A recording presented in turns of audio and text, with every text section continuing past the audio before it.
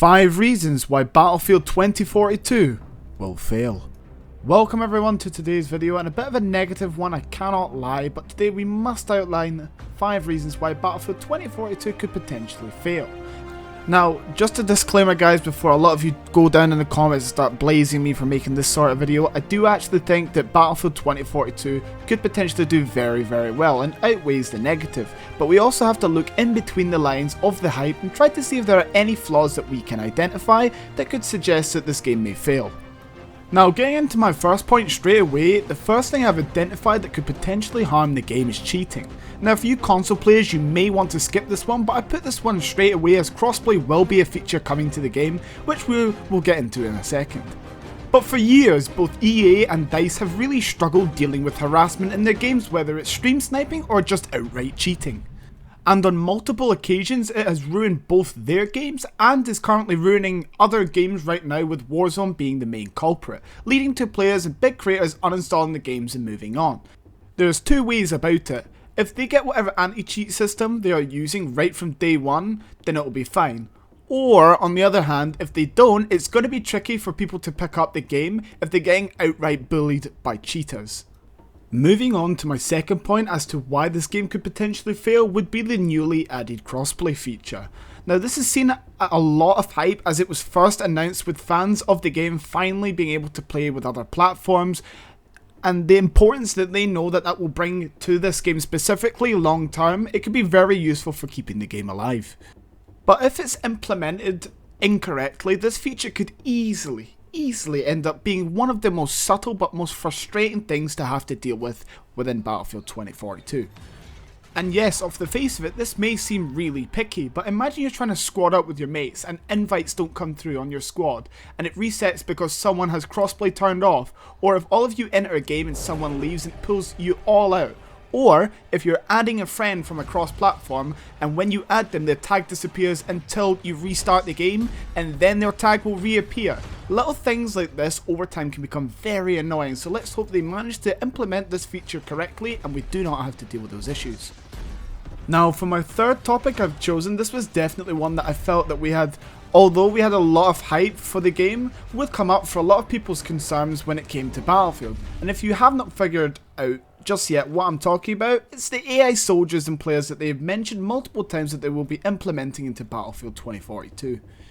Now, the way that they have actually implemented this feature is in a few ways actually. Firstly, you can play with AI soldiers in a whole fake experience to help sharpen your skills before playing the real thing. So it would be you versus a whole AI team, and you also have a AI team on your side, no multiplayer. And if you decide that you're good enough for that and you want to squad up with friends, you can play co-op in a similar scenario where there's 4 of your friends, or however large cap that the squads are, against a whole other AI team, and the rest of your team will be filled with AI. And lastly, they decided to add AI soldiers to the multiplayer to help balance teams when it's needed.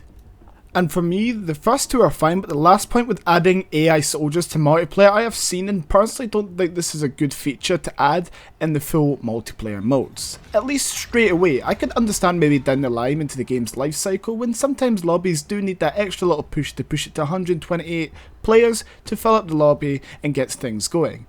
But recent games like PUBG and Fortnite both have added bots, or AI players if you like, and since then both have declined, and I think the AI soldiers are a huge reason for that. I don't know about you guys, but 9 out of 10 times there's just something not satisfying or rewarding at all for killing an AI soldier or enemy player, especially when you know you're playing a multiplayer mode. But at the same time, I do also understand its implementation and why it's there and what reasons it's there for. First of all, you have if their team is lopsided because one of the teams have pummeled the other teams, and next round you need to fill up the lobby, then you start adding bots. It's worked well in games like Battlefront 2, where when there's more players needed, they add bots to supplement that experience. So things like this I can understand as a world building feature to try and give the game that scale, but playing a full multiplayer mode, even when there's options to play offline or co-op offline with your friends, if you select multiplayer, 9 times out of 10 you're going in there because you want to play against other players and kill real other players, not go online to then just shoot bots, which you could do offline. You see where I'm going with this, guys? So for that reason, especially if they decide to overuse this feature, I feel like it could really hamper the game and ruin a lot of people's experience. But that's kind of a tricky one, so for all you guys watching the video, be sure to let me know what you think on the AI soldiers. Now moving on to something we gotta cover, boys, no wasting time on this one, it's the Battle Pass. A game, this may seem like a picky one from me, but what they showed us, I don't think there's too much to really flaw about the game off first glance. They said that they added specialists with available in the free pass, but will new weapons and gadgets be added to this same free pass, or will it be put behind a paywall? Will the new maps again be a feature behind a paywall and have something to do with the Battle Pass?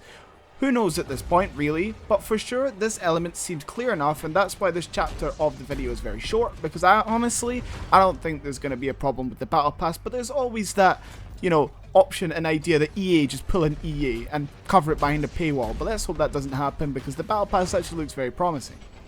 And the final part in today's video is a newly announced Portal game mode. Now this may come as a surprise, and honestly, I would not blame you for that, but we have to look at what could go wrong here, and there are a few things, especially when this mode alone is super hyped up, and for good reason. Now, if this mode were to flop, it would instantly cause a stigma over the game, and leave just the multiplayer and hazard zone to take on the responsibility of delivering a solid game. The idea they've came up with is super creative and super unique to Battlefield 2042, but if, for example, the script that they give us to design some of these scenarios doesn't work or comes with issues and bugs, and if they don't add more maps, and if they don't have a good user interface where it's easy to navigate, this could become an issue for the mode. Now in my personal opinion, Battlefield 2042 is making some really positive waves at this current moment in time, but time will tell if it decides to deliver on its promise. We have seen this happen many a times with EA and DICE. You just have to look at Battlefront 2's mess that it was compared to how it looked before the game went out to everyone and where it went from there. So be excited and take these factors into account, that we just have to reserve ourselves at first, as these things can happen.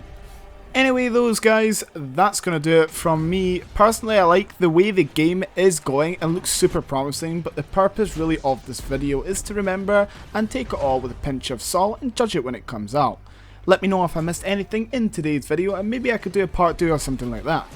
That's going to do it from me in today's video. Be sure to drop a like if you enjoyed today's video, it helps get the video about, share it, and if you stayed for this long, you might as well drop a sub and turn that bell on.